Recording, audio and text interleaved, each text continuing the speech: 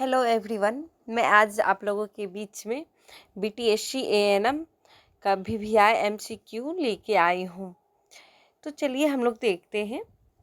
तो question number 1, तो इसमें देखिए क्या है। हाइपर पायरेक्सिया से अभिप्राय है, यानी कि हाइपर पायरेक्सिया किसे कहते हैं। तो इतना जान जाइए, पायरेक्सिया के टाइप में माइल्ड पायरेक्सिया होता है, मॉडरेट पायरेक्सिया होता है, हाई पायरेक्सिया होता है और हाइपर पायरेक्सिया होता है। ठीक है, पायरेक्सिया का मतलब क्या हुआ।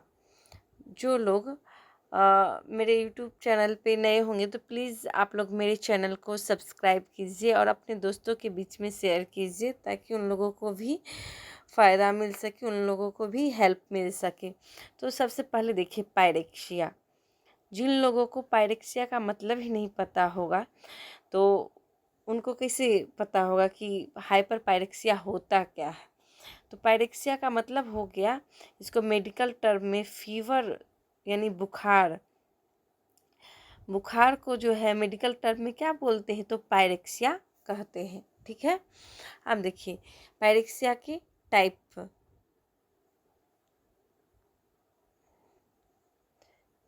पायरेक्सिया, ठीक है, तो पायरेक्सिया के टाइप हो गए माइल्ड, मॉडरेट,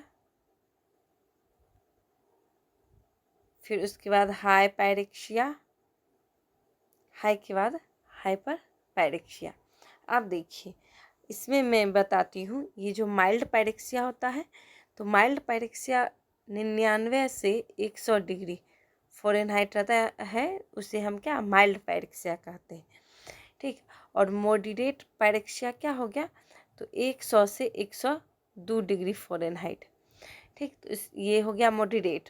और हाई हो गया 103 से 105 डिग्री फ़ारेनहाइट। ठीक, तो ये आप लोग याद रखिएगा कि माइल्ड पायरेक्सिया, माइल्ड मतलब क्या, हल्का सा। तो बोलते हैं ना कि 99 डिग्री फीवर है, यानी हल्का बुखार है। तो 99 से 100 डिग्री फ़ारेनहाइट रहेगा फीवर, तो उसको माइल्ड कहते हैं। ठीक, और मॉडरेट किसको कहेंगे, तो 100 से 102 डिग्री फ़ारेनहाइट रहेगा। और हाई किसको कहेंगे, हाई फीवर, तो 100 से 103 डिग्री 103 से 105 डिग्री फ़ारेनहाइट रहेगा, तो उसको हाई कहते हैं। तो हाइपर किसको कहेंगे, तो 105 डिग्री फ़ारेनहाइट से ज़्यादा होगा तो उसको क्या बोलेंगे, हाइपर पायरेक्सिया। यानी तो इसका आंसर क्या हो जाएगा, हाइपर पायरेक्सिया का मतलब क्या होता है, तो ऑप्शन सी। यहाँ पे ऑप्शन सी हो जाएगा कि 105 डिग्री फ़ारेनहाइट से ऊपर होता है। ठीक, अब देखिए क्वेश्चन नंबर 2, थर्मामीटर पर न्यूनतम तापमान अंकित होता है। तो थर्मामीटर पर न्यूनतम तापमान कितना अंकित होता है, तो इसमें हो जाएगा ऑप्शन डी इसका आंसर, 95 डिग्री फ़ारेनहाइट। ये थर्मामीटर पर सबसे कम अंकित रहता है, 95 डिग्री फ़ारेनहाइट। अब देखिए क्वेश्चन नंबर 3, बड़े हॉस्पिटल की बेड क्षमता कितना होता है। जो बड़ा हॉस्पिटल होता है तो उसका बेड का कितना कैपेसिटी होता है, तो 300 से ज़्यादा होता है उसका बेड का कैपेसिटी। अब देखिए क्वेश्चन नंबर 4, इंसुलिन सिरिंज में 1 सीसी को कितने भागों में बांटा गया। इंसुलिन का जो सिरिंज आता है उसको 1 सीसी को कितना भाग में बांटा गया है, तो उसको 40 या 80 भाग में बांटा गया है। ठीक है, 40 या 80 भागों में बांटा गया है। अब देखिए क्वेश्चन नंबर 5, तो क्वेश्चन नंबर 5 में क्या है, स्टीज बाथ देते हैं। तो स्टीज बाथ किसे देते हैं, डिस्मेनोरिया, सिस्टोस्कोपी और हेमोरॉइड्स। तो स्टीज बाथ जो है, डिस्मेनोरिया का मतलब हो गया, डिस्मेनोरिया समझाते हैं। ये जो डिस वर्ड जहाँ भी आएगा, डिस का मतलब हो गया डिफ़िकल्टी, डिफ़िकल्टी का मतलब हो गया कठिनाई। तो और मेनोरिया का मतलब हो गया MC मेंस्ट्रुअल साइकिल या पीरियड। यानी कि मेंस्ट्रुअल साइकिल में जो कठिनाई होती है, यानी जो पेन होता है, दर्द होता है, उसी को क्या बोलते हैं, डिस्मेनोरिया। तो डिस्मेनोरिया में भी स्टिच बाथ दिया जाता है। यानी कि स्टिच बाथ का मतलब होता है कि उसमें टेम्परेचर होता है, वो टेम्परेचर के द्वारा जो है उसके पेन में क्या होता है, रिलीफ मिलता है, राहत होता है। ठीक है, अब देखिए सिस्टोस्कोपी। तो सिस्टोस्कोपी में भी दिया जाता है स्टिच बाथ। और हेमोरॉइड्स, हेमोरॉइड्स का मतलब क्या हो गया, पाइल्स जिसको कहते हैं। तो हेमोरॉइड्स में भी स्टिच बाथ दिया जाता है। यानी कि इसका आंसर हो गया उपरोक्त सभी में स्टिच बाथ जो है, यानी इसको सीज बाथ भी कहते हैं, तो सीज बाथ दिया जाता है। अब आगे देखिए क्वेश्चन नंबर 6। कोल्ड स्पॉन्जिंग में पानी का तापक्रम होता है, यानी कोल्ड स्पॉन्जिंग जो होता है उसमें पानी का कितना टेम्परेचर होता है। तो इसमें पानी का टेम्परेचर होता है कोल्ड है, यानी कि ठंडा होगा, तो टेम्परेचर इसका कम रहता है, तो 65 to 90 डिग्री फ़ारेनहाइट। तो कोल्ड स्पॉन्जिंग में 65 से 90 डिग्री फ़ारेनहाइट टेम्परेचर होता है। अब आगे हम लोग देखते हैं, अब आगे है क्वेश्चन नंबर 7। तो टेपिड स्पंजिंग में पानी का टेम्परेचर, जो टेपिड स्पंजिंग जो होता है उसमें पानी का टेम्परेचर क्या हो जाएगा, तो 85 से 100 डिग्री फ़ारेनहाइट। तो आप देखते हैं क्वेश्चन नंबर 8। एक नए मरीज को भर्ती के लिए जो बेड तैयार किया जाता है कहलाता है। कोई भी एक नया मरीज आया है, पेशेंट आया है, तो उसके लिए जो बेड तैयार किया जाता है तो उसे क्या कहते हैं, तो उसे कहते हैं ओपन बेड कहा जाता है। ठीक है, अब देखिए क्या है क्वेश्चन नंबर 9 में। तो क्रामिनेटिव का कार्य होता है, जो क्रामिनेटिव होता है तो उसका क्या काम होता है, तो इसका काम होता है, कार्मिनेटिव का काम होता है कि जो पेट से में गैस होता है उसको निकालना। ठीक है, तो इसका इंग्लिश ऐसे लिखा रहता है क्रेमिनेटिव। ठीक है, तो क्रेमिनेटिव का काम होता है कि गैस को बाहर निकालना। अब देखिए क्वेश्चन नंबर 10 कि एंटीबायोटिक का कार्य है। तो एंटीबायोटिक का क्या काम रहता है, तो यहाँ जो मायोटिक है, तो मायोटिक का मतलब होता है फंगल इन्फेक्शन। ठीक है, तो इसका काम होता है फंगल संक्रमण से बचाव करना। ठीक, तो इसका 10 का ऑप्शन नंबर सी आंसर हो जाएगा। आप देखिए क्वेश्चन नंबर 11। कोगुलेंट का कार्य है। कोगुलेंट का क्या काम होता है, तो ब्लड का थक्का बनाना। तो इसका आगे देखिए, रक्त को थक्का बनाने में क्या करता है, हेल्प करता है। कोगुलेंट का मतलब ही होता है ब्लड को क्लॉट करना। ठीक, अब देखिए क्वेश्चन नंबर 12। तो इसमें क्या है, एंटीपायरेटिक का कार्य है। तो एंटीपायरेटिक का क्या काम होता है, पीछे ही बताया है, पायरेक्सिया। पायरेक्सिया से का मतलब क्या हुआ, बुखार। ठीक है, तो यही पायरेक्सिया से ही पायरेटिक वर्ड आया है। ठीक, और एंटी का मतलब हो गया उसके अगेंस्ट में, यानी बुखार को कम करना। तो बुखार कम करना हो गया, तो इसका आंसर हो गया डी, बुखार कम करना। अब देखिए क्वेश्चन नंबर 13। राइगर मोर्टिस में सर्वप्रथम कौन सी मांसपेशियां यानी मसल्स प्रभावित होता है। तो राइगर मोर्टिस जो होता है ये कंडीशन कब आता है, जब कोई व्यक्ति डेथ कर जाता है, तो उसमें भी अलग अलग वर्ड होता है, राइगर मोर्टिस, एल्गर मोर्टिस, तो उसका भी मैं बताऊंगी। तो यहाँ देखिए राइगर मोर्टिस में क्या होता है, मांसपेशियां में क्या होता है, अकड़न आ जाता है। तो इसमें कौन सा मांसपेशी जो है सबसे पहले प्रभावित होता है, तो इसमें जो है आईलिड्स का, यानी कि आँख का मांसपेशी जो है सबसे पहले प्रभावित होता है, पलक का। अब देखिए क्वेश्चन नंबर 14 क्या है, रक्तचाप में ज़्यादा महत्वपूर्ण रीडिंग है। तो रक्तचाप में सबसे ज़्यादा किसका महत्वपूर्ण रीडिंग होता है, तो डायस्टोलिक बीपी का। ठीक, देखिए रक्तचाप यानी ब्लड प्रेशर, तो नॉर्मल ब्लड प्रेशर कितना होता है, यानी बीपी, तो नॉर्मल ब्लड प्रेशर होता है 120/80। ठीक है, और ये जो ऊपर वाला हुआ 120, इसको क्या बोलते हैं, सिस्टोलिक प्रेशर, और ये 80 जो हुआ इसको क्या बोलते हैं, डायस्टोलिक प्रेशर। तो ये रक्तचाप यानी ब्लड प्रेशर में सबसे ज़्यादा महत्वपूर्ण रीडिंग है किसका, तो ये डायस्टोलिक प्रेशर यानी जो ये 80 है इसी का सबसे महत्वपूर्ण रीडिंग है। अब देखिए क्वेश्चन नंबर 15। तो क्वेश्चन नंबर 15 में क्या कह रहा है कि ट्यूबरकुलिन सिरिंज में निडिल की लंबाई होती है, यानी ट्यूबरकुलिन सिरिंज क्या हो गया, तो टीबी टेस्ट के लिए जो सिरिंज होता है मोनटॉक्स टेस्ट, उसमें जो सिरिंज रहता है तो उसका निडिल का लंबाई पूछ रहा है कि निडिल का लंबाई कितना होता है, तो 3/8 से 5/8 इंच। ये भी एग्जाम में बहुत बार पूछा गया है कि इसका कितना होता है, तो 3/8 से 5/8 इंच होता है। अब देखिए क्वेश्चन नंबर 16। तो इसमें क्या कह रहा है कि सपोजिटरी का गोदाम में प्रवेश का उदाहरण है, तो ये किसका उदाहरण है, तो इसका हो गया, इसमें से किसी का नहीं है।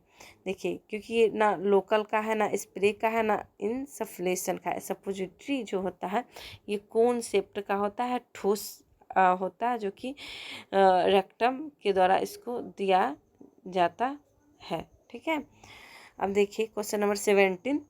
दवाई को वाष्प के रूप में देना उदाहरण है, तो दवाई को जो वाष्प यानी भाप के रूप में देते हैं तो किसका उदाहरण है, तो ये हो गया इंसफ्लेशन का।